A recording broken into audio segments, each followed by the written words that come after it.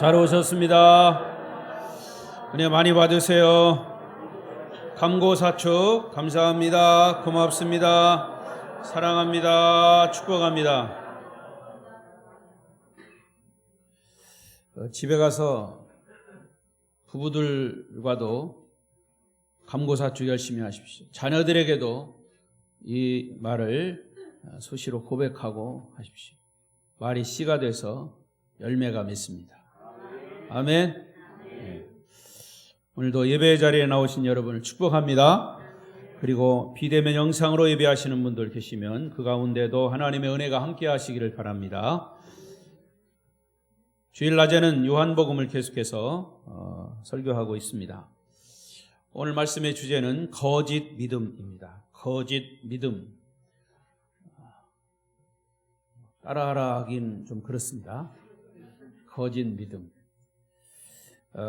지난 시간에 예수님은 나는 어두운 세상을 구원하기 위해서 하늘에서 내려온 빛이다, 이런 말씀을 하셨어요. 나는 빛이다. 유대인들 앞에서 선포하셨을 때 놀라운 반응이 일어났습니다. 그것은 예수를 구세주로 믿지 않아야 할 유대인들, 어떻게 보면 믿어서도 안 될 유대인들이 믿었다고 그랬습니다. 8장 30절에 보면 거기 이 말씀을 하심에 많은 사람이 믿더라. 이 말씀은 나는 빛이다, 나는 세상에서 세상에 빛으로 온 빛이다, 이렇게 말씀하실 때 많은 사람이 믿었다는 얘기예요. 그 많은 사람들은 특히 유대인들입니다. 그런데 유대인들은 예수에 대해서 그렇게 좋은 반응이 없었고 오히려 관목하고 질시하고 시기하는 그런 상황이었어요. 그럼에도 이 말씀을 믿었다는 것이죠. 자, 그런데 예수님은 자기를 그리스도로 믿겠다고 말하는 유대인들에게 뜻밖의 말씀을 하십니다. 31절과 2절 이어서 보겠습니다. 시작. 그러므로 예수께서 자기를 믿은 유대인들에게 이르시되 너희가 내 말에 거하면 참으로 내 제자가 되고 진리를 알지니 진리가 너희를 자유롭게 하리라. 자, 32절은 엄청난 말씀이죠. 요거는 이제 나중에 구체적으로 말씀을 드리겠지만, 자, 이 31절과 32절의 뜻은 뭐냐면 너희들은 나를 믿는다고 하지만 내 말에 순종하고 있지 않는다. 그렇기 때문에 너희는 내 제자가 아니다. 여러분, 예수 믿는 것은요, 그냥 내가 고개로만, 내 지성적으로만, 이성적으로만 수긍하고 인정하는 것이 예수 믿는 게 아닙니다. 그 예수님의 말씀을 따라가야 합니다. 여기서 거하다라는 말은 따라간다, 말씀에 순종한다, 그런 뜻이죠.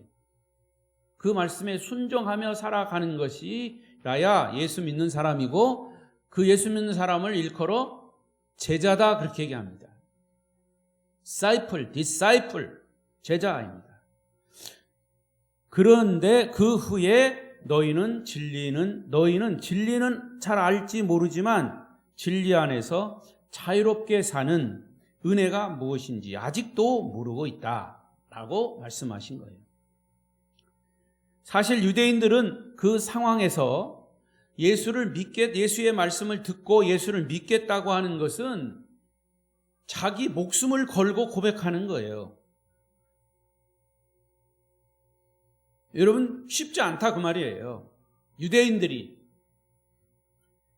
그러나 그럼에도 불구하고 예수님이 보실 때는 그들의 믿음은 아직도 거짓된 믿음인 것을 여기서 말씀하시는 거예요.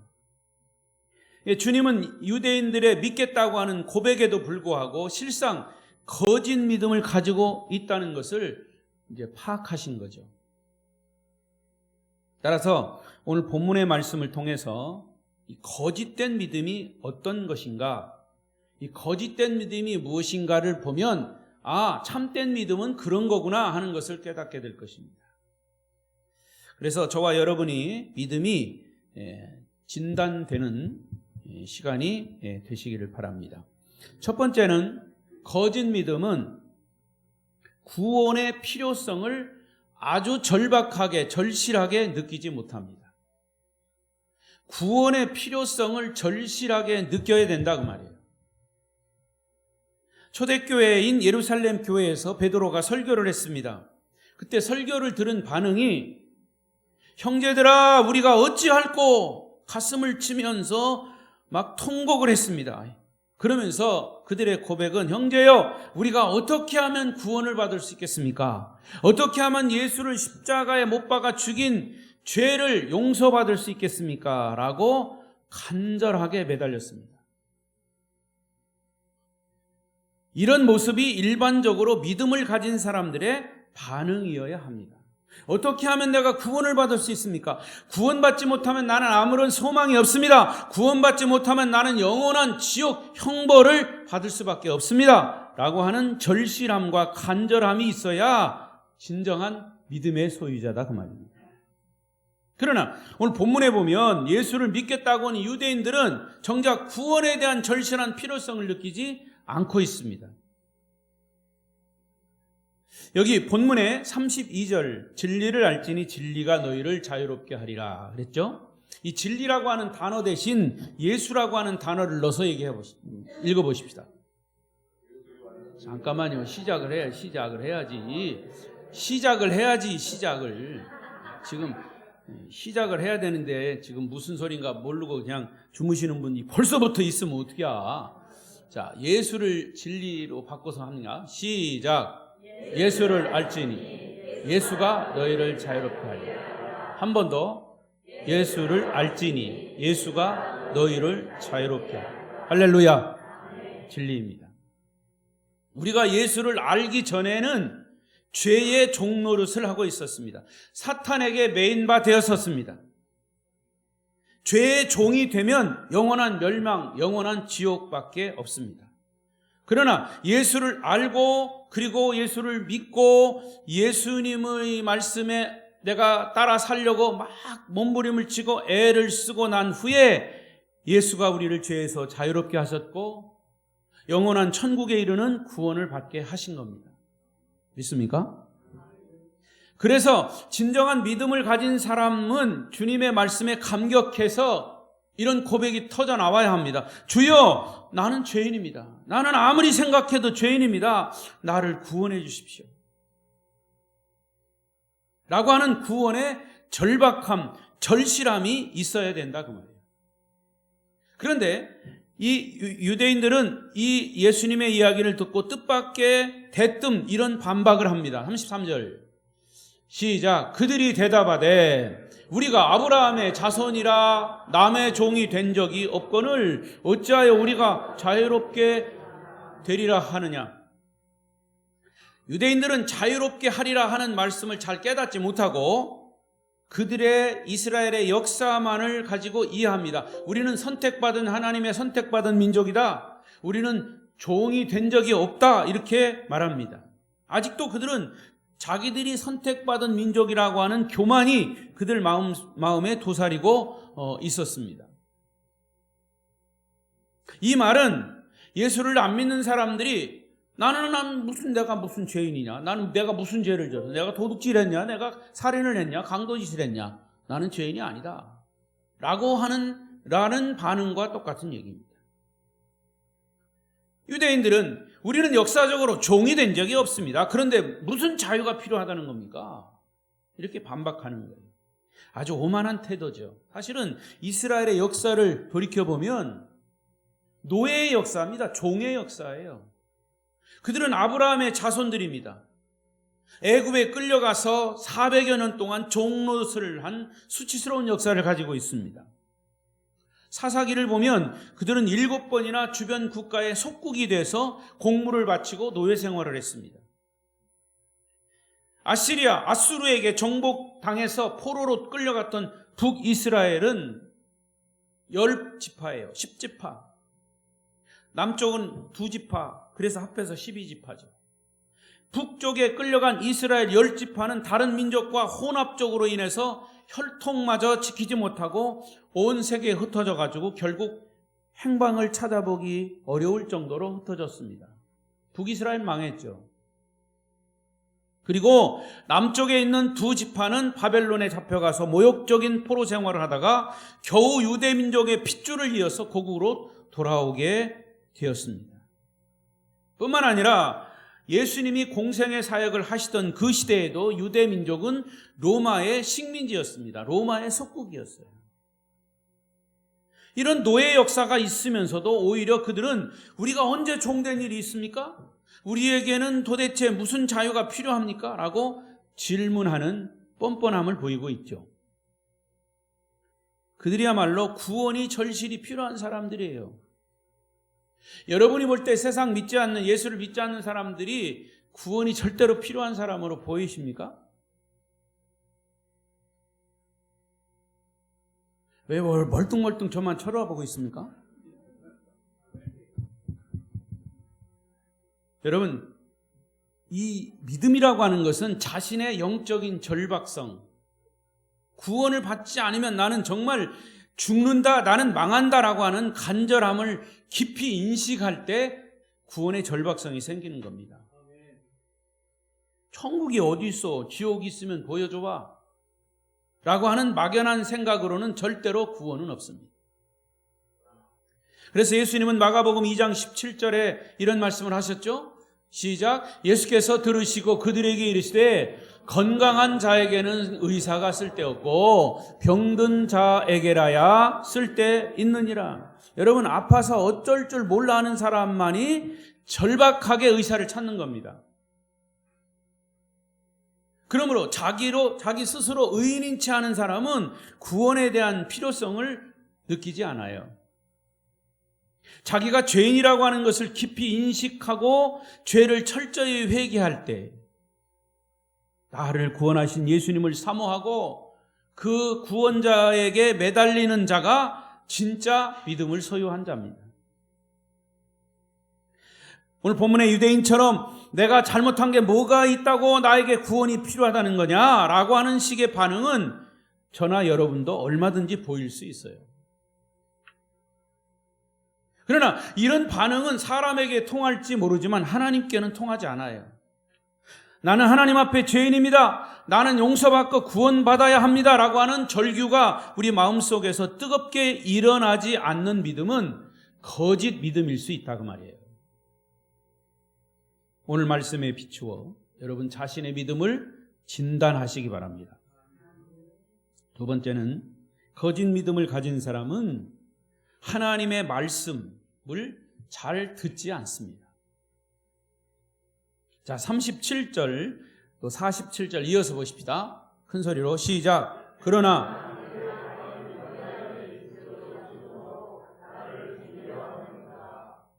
자여 내 말을 깨닫지 못하느냐? 이는 내 말을 들을 줄 알지 못함이로다. 나도 너희가 아브라함의 자손인 줄 다 안다. 그러나 내 말이 너희 안에 있을 곳이 없구나. 자, 이 말이 굉장히 참 의미 있는 말이에요. 예수님이 아무리 얘기를 해도 그 사람들의 마음속에는 다른 것들이 다 가득 차 있기 때문에, 우리는 아브라함의 자손이라고 하는 선민이라고 하는 의식이 가득 차 있기 때문에 예수님의 말씀이 들어갈 것이 없어요. 여러분, 설교를 아무리 해도 내가 다른 선입견이나 다른 생각, 다른 지성과 이성, 내가 가지고 있는 상식, 경험이 가득 차 있으면 하나님의 말씀이 들어오지 않아요. 그래서 43절에 어찌하여 내 말을 깨닫지 못하느냐? 이는 내 말을 들을 줄 알지 못함이로다. 예수님과 대화하는 유대인들은 예수님의 말이 귀에 들어오지 않아요. 주님의 말씀을 잘 듣기보다는 오히려 말꼬리 붙들고 늘어집니다.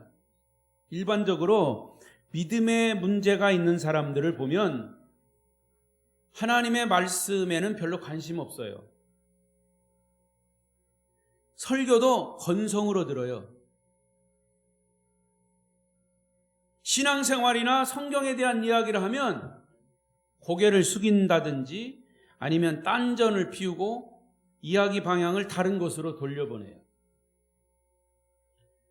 그런 사람은 믿음에 문제가 있기 때문에 그런 태도를 취하는 겁니다. 교회를 오래 다닌 것과는 상관없어요. 직분인과는 상관없어요. 하나님 말씀의 매력을 느끼지 못하는 사람, 신앙 이야기를 하면 몸이 쑤시고 불편해서 견디지 못하는 사람, 성경 말씀 듣는 것을 아예 고역으로 여깁니다. 지금 여러분의 믿음의 온도는 몇 도입니까? 계시록 3장 15절 16절 이런 말씀이 있어요. 시작. 내가 내 행위를 아노니 내가 차지도 아니하고 뜨겁지도 아니하도다. 내가 차든지 뜨겁든지 하기를 원하노라. 네가 이같이 미지근하여 뜨겁지도 아니하고 차지도 아니하니 내 입에서 너를 토하여 버리리라. 무서운 말씀입니다. 신앙도요, 한 달이 세상으로 걸치고 한 달이 교회에 걸치고 이리 갈까 저리 갈까, 차라리 돌아갈까 왔다 갔다 하지 말라고 말해요. 차든지 뜨겁든지, 만약에 미지근하면 내가 입에서 토하여 내리라 그랬어요. 여러분, 신앙생활 하려면 화끈하게 해야 돼요. 예수 편이면 예수 편에 바짝 붙든지, 세상 편에 붙으려면 세상 편에 아예 붙든지 어정쩡하게 있지 말라 그 말이에요. 여러분의 믿음의 온도를 측정하라 그 말이에요. 자, 그리고 또 하나, 지금 여러분의 말씀의 맛은 어떤 맛입니까? 설교를 들을 때 어떤 맛이 납니까? 시편 19편 9절 10절 시작. 여호와를 경외하는 도는 정결하여 영원까지 이르고 여호와의 법도 진실하여 다 의로우니 금 곧 많은 순금보다 더 사모할 것이며 꿀과 송이 꿀보다 더 달도다. 뭐가 그렇다는 거예요? 하나님의 말씀이. 여러분, 신앙생활은 가장 중요한 것의 핵심이 뭐냐?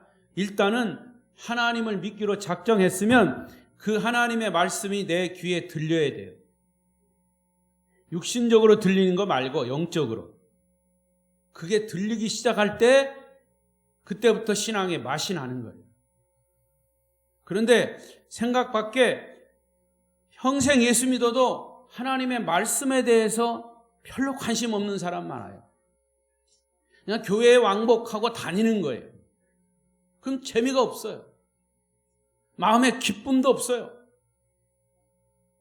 하나님의 말씀이 정말 그 어느 곳 꿀과 송이꿀보다 더 달게 여겨져야 합니다. 그런 은혜가 여러분 가운데 있기를 바랍니다. 세 번째로, 거짓 믿음을 가진 사람은 예수님이 하나님이심을 믿지 않아요.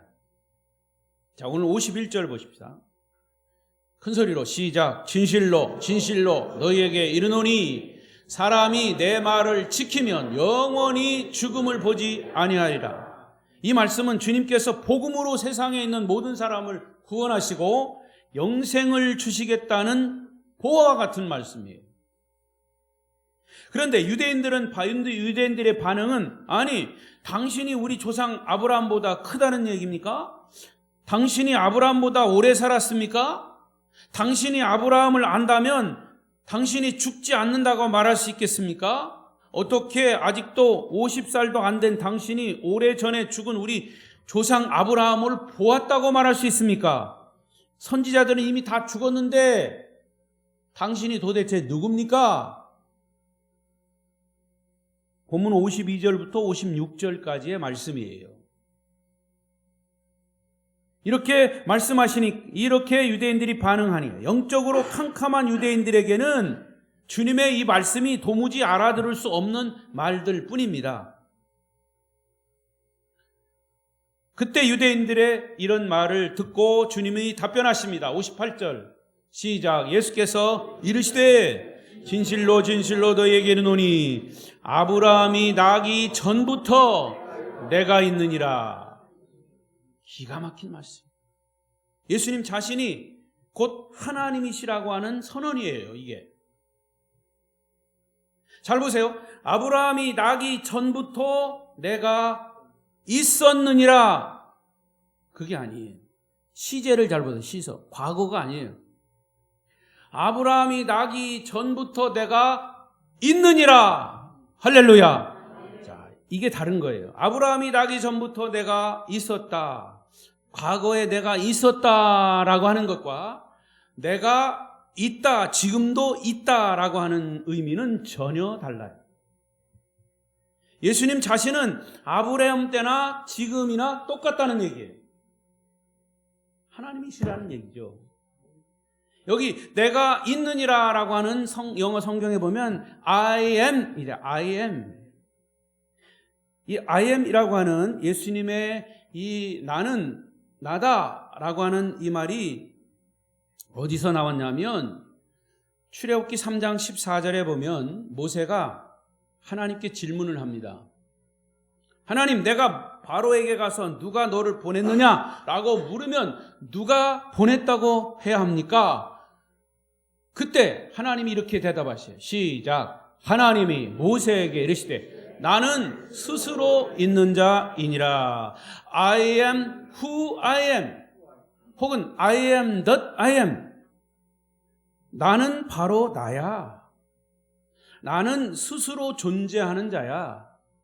나는 영원한 자존자야. 지존자야. 이런 말이에요. 그러니까 예수님은 지금 당신을 조롱하는 유대인들에게 자신이 하나님이심을 엄숙하게 선언하신 겁니다.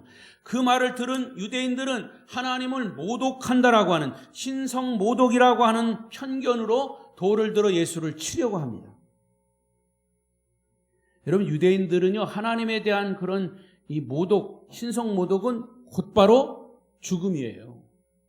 그래서 사실은 어원을 따져보면 이 하나님이라고 하는 것을 구약에서는 여호와 그러지요. 여호와, 야훼라는 말. 야훼라고 하는 말은 하나님이라고 하는 말을 조금 비껴서 곧바로 하나님이라고 못하니까 감히 하나님을 이름을 함부로 불러? 아니야. 야훼, 여호와로 부르자. 그래서 여호와라고 하는 거예요. 그만큼 유대인들은 하나님에 대한 이런 거룩한 하나님을 경외하는 그것이 엄중합니다. 그런데 지금 예수가 젊은 30대 이 청년 예수가 내가 하나님이라고 얘기하니까 유대인들에게는 그게 신성모독으로 들릴 수밖에 없고 돌로 쳐서 죽이려고 하는, 어떻게 보면 유대인들이 그동안 배웠던 그런 것으로 그 이야기를 듣는 상황이라면 그럴 수밖에 없어요. 그런데 여러분, 그것을 우리에게 가지고 와서 보면 이런 거짓 믿음을 가진 사람들에게서 흔히 볼 수 있는 모습이에요. 어느 교단에서 성도들을 대상으로 설문을 조사했습니다. 그 설문 중에 예수가 동정녀 마리아를 통해 성령으로 잉태하심을 믿습니까? 라고 하는 설문이 있어요. 질문이 있어요. 그런데 응답이 매우 충격적이었습니다. 약 100명이면 60명이 예수님의 동정녀 탄생을 믿지 않는다고 대답을 했어요. 이것은 예수가 하나님이심을 믿지 않는다는 이야기와 똑같아요. 교회에 다니는 사람들 중에 이렇게 많은 사람들이 예수가 하나님이심을 믿지 않는다면 도대체 그들은 성경에 무엇을 믿는지, 여러분은 누구를 믿고 있습니까? 예수는 하나님이시며 하나님의 아들로서 인간으로 이 땅에 오신 구원자이심을 분명히 믿으시기 바랍니다. 네 번째로, 거짓 믿음을 가진 사람은 결국에는 예수를 떠납니다. 유대인들은 예수님을 돌을 들어 치료했습니다. 거짓 믿음을 가진 사람들은 결국 예수를 등지고 떠난다는 것을 증명하는 부분이에요. 그들은 예수가 하나님이심을 믿으려 하지 않았습니다. 언제든지 주님을 떠날 가능성이 있습니다. 거짓 믿음은 결국 예수를 등지고 세상으로 다시 돌아갑니다. 만약 여러분이 지금까지 말씀드린 이 네 가지 문제 중에 하나라도 마음에 찔리는 것이 있다면 다시 여러분의 믿음을 점검해야 합니다. 그리고 주여, 나의 믿음 없음을 용서하시고 나에게 믿음을 주옵소서. 시작.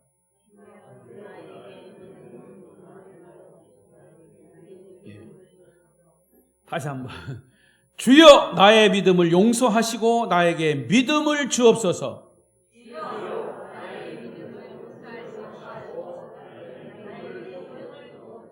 예. 그렇게 기도하셔야 합니다. 여러분, 그러면 오늘 본문 8장에 나오는 유대인들 중에 전부 다 예수를 모른다고 했을까요? 예수를 안 믿겠다고 했을까요? 예수를 등지고 돌아갔을까요? 다 멸망했을까요? 근데 뜻밖의 그렇지 않다는 것을 예수님이 28절에서 예언하셨어요. 28절 시작. 이에 예수께서 이르시되 너희가 인자를 든 후에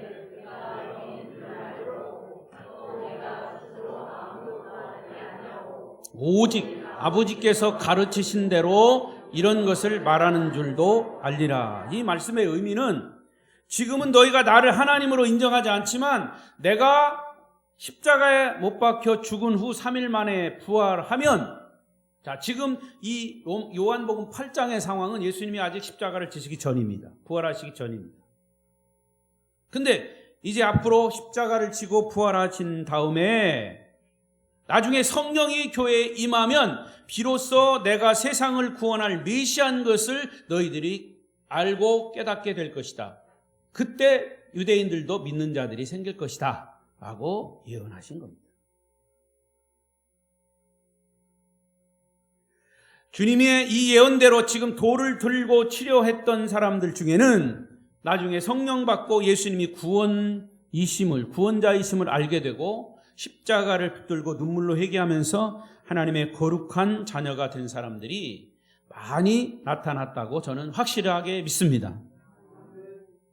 그러므로 거짓 믿음은 한순간의 문제였다가 예수 십자가 부활로 또 한 방에 해결되는 경우가 있어요. 저는 이번 부흥회 때 많은 분들이 이 복음에 대해서 깨닫고 정말 하나님 앞에 바로 서는 많은 분들이 있었을 줄 저는 확실히 믿습니다. 그리고 보았습니다. 그리고 그런 것들이 계속 영적으로 우리 교회에 일어나고 있습니다.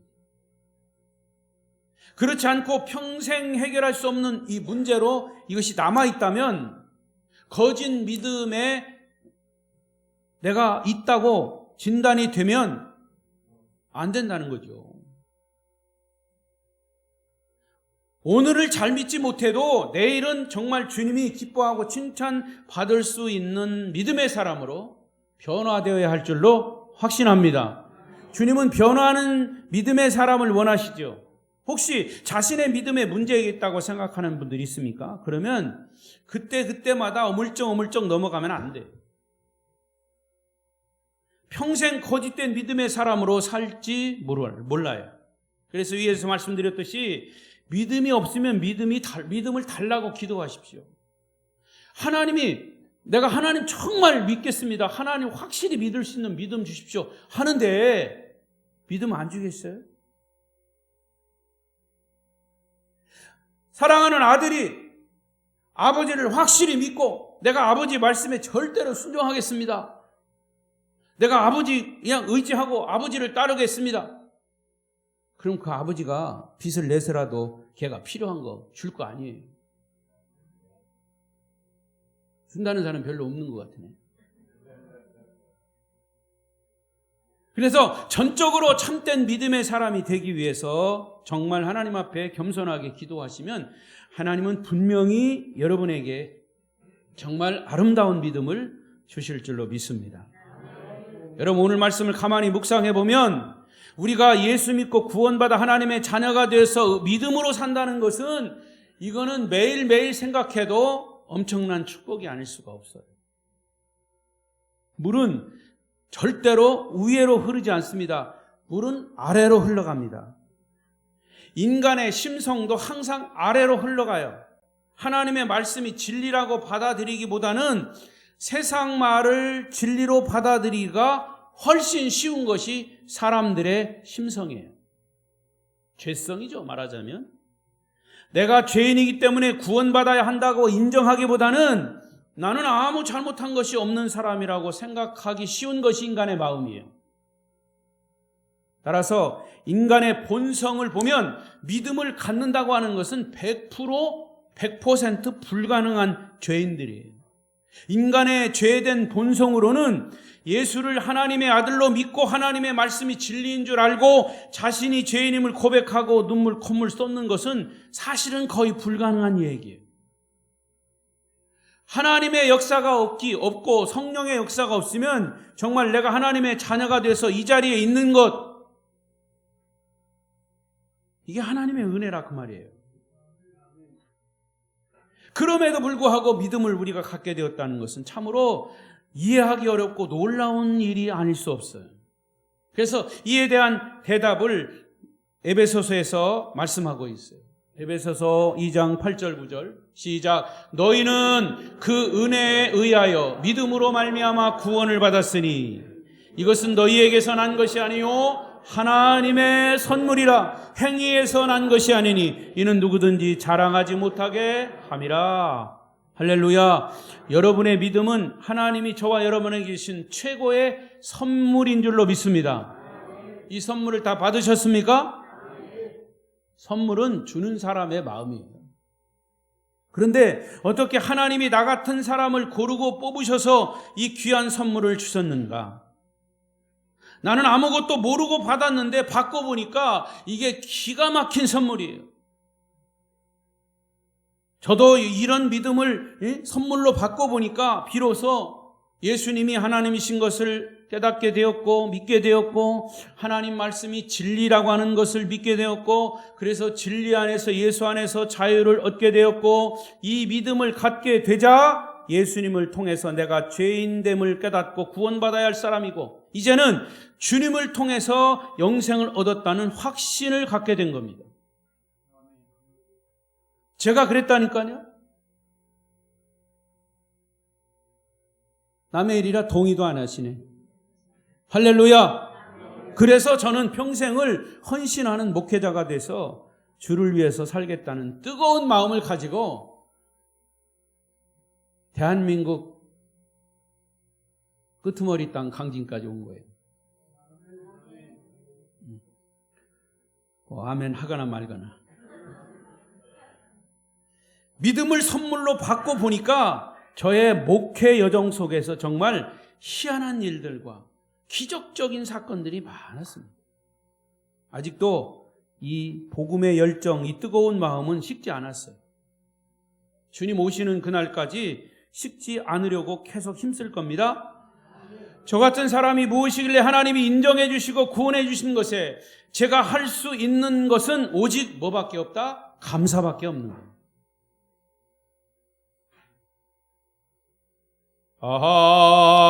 하나님의 은혜로 있을 데 없는 자 왜 구속하여 주는지 난 알 수 없도다. 내가 믿고 또 의지함은 내 모든 형편 잘 아는 주님 늘 돌보아 주실 것을 나는 확실히 아네. 아멘. 이따 부를 거예요. 믿음을 선물로 받고 그 난 후에 저는 이 찬송 부를 때마다 너무 감사해요. 이 찬송 가사 구구절절이 제 마음에 와서 닿는지 오직 감사할 뿐이죠. 여러분도 하나님 주신 그 믿음의 선물을 주님 오시는 날까지 잘 유지하시기를 바랍니다. 그래서 주님 때문에 행복하신 삶을 사시기를 축복합니다. 기도하십시다.